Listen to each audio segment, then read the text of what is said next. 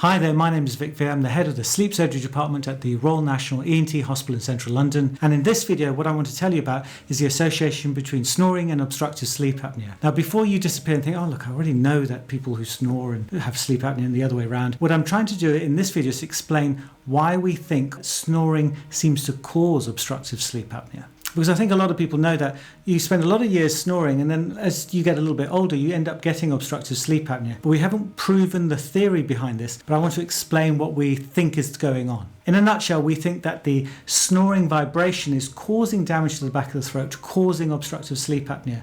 And this idea comes from those chaps, those workmen in the streets who are using a jackhammer to get through concrete and blasting out the tarmac and things like that. If you use those sort of jackhammer, those sort of vibrating tools for too long, you get damage to the blood vessels, you get damage to the nerves and muscles in your hands, so you can't use your hands properly. And we think that vibration from the back of the throat, the snoring vibration, that vibration is causing damage to the back of the throat and leading with time to obstructive sleep apnea. Because if you've been snoring for many, many years, that vibration, the tissues are flapping backwards and forwards, hitting itself backwards and forwards all night long. Eventually that's going to cause damage to those structures, particularly the nerves and the muscles.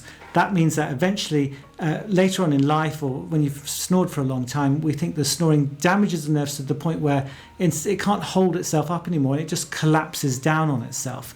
And when it collapses down and all the structures in your throat collapse down, you get obstructive sleep apnea.